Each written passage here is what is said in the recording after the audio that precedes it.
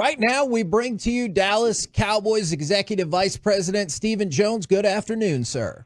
Good afternoon, gentlemen. Now, I heard Jerry say that there would be opportunity to trade down, as there usually are in drafts if you want it. But I was curious, with the first 3-round picks and then not another pick until 174, do you feel the need to try and pick up another top 100, top 125 pick?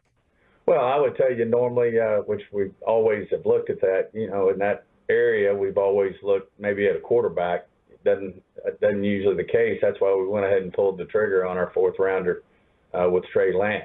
And so that really, helps us out there. But, just in order to have a 4th round pick, no, we wouldn't just move down for that. I think Jerry was pretty clear in there. If it's if it's a player that we think's the player, then we're going to pick him.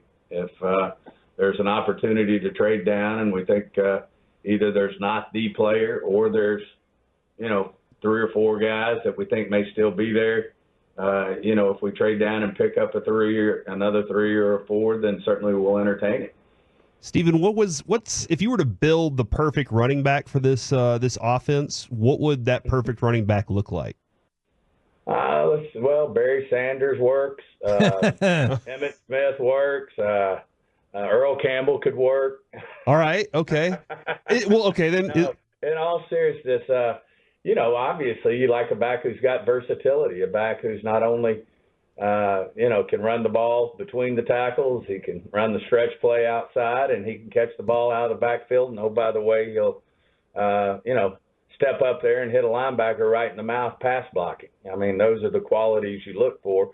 Very rarely does a back, have all those qualities. But certainly, Mike's always looking for versatility, and that's why most of the time now you look around the league now, and there's a lot of teams that do this by committee because, it takes a couple of backs to hit all those points in terms of where you want strength in your running game as well as your passing game.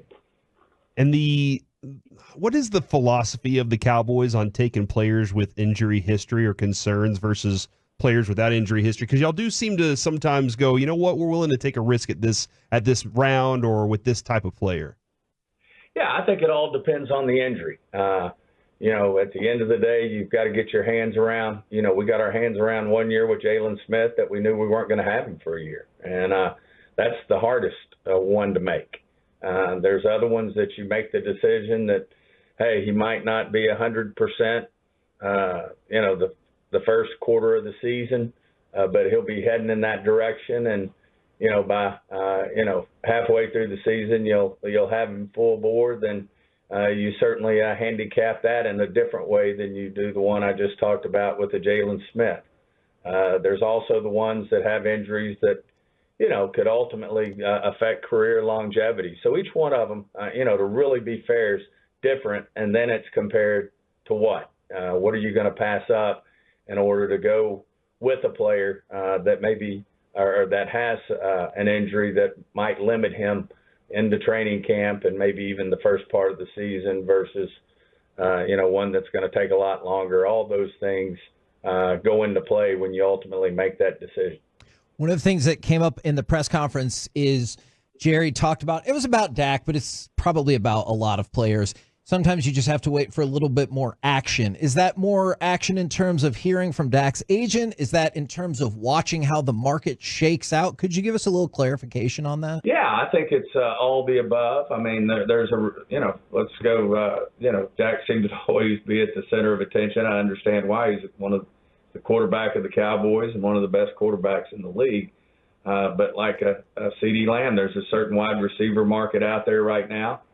And then you always have situations where you have unique players that are coming up that are wanting to, maybe move that market. And certainly, when you look around the league and you see a Jefferson, you see a Chase, Jamar Chase, you see obviously CD, those things make it hard. And of course, I'm sure those guys have conversations with one another as well as their agents have with one another. And I'm sure they're, have their thoughts there. So a lot of times they can just be difficult. Certainly, Micah, he's still he's got his tender this year. Then he's got certainly those guys probably aren't going away from us anytime soon, and so you just don't want to really step out there. We don't. In our case, if we saw the right deal, we'd hit it and we'd make a deal. But I think that wanting to see, as Jerry said, some cards played, I think probably works on both sides, and that's why you have to be patient on these things. And then last thing I got for you, since you are so in tune with the salary cap, I'm hoping for clarification so we can understand this better. I can understand this better. Because of the void years and how that works, if Dak Prescott were to play out his contract, move on, is there still like a $40 million cap hit that comes along with him after he's gone? And does that add pressure to keep him here?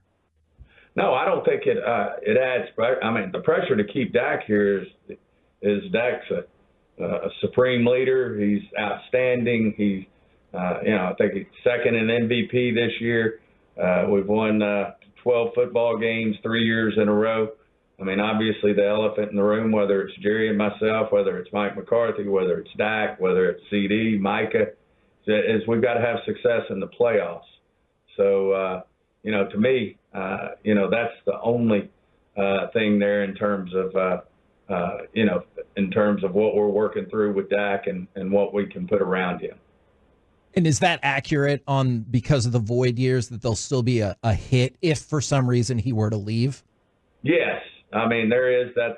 I would say that's an accurate number, but I don't think it puts pressure on you because obviously most of the time you're going into a situation where you are going to have a quarterback that costs quite a bit less if that were to happen. Certainly our thoughts aren't focused on that. They're focused on what type of situation works for us and for Dak in terms of a contract extension for him. Well, Stephen, just know that every time you talk to Kevin, he's still trying to apply for that job to be your cap guy. So don't ever forget, he always wants to do that for you, all right? I'll keep you guys in mind for sure. Absolutely. Thank you very much. We'll catch up at the end Friday. On with you. There you go. Stephen Jones right here on 105.3 The Fan.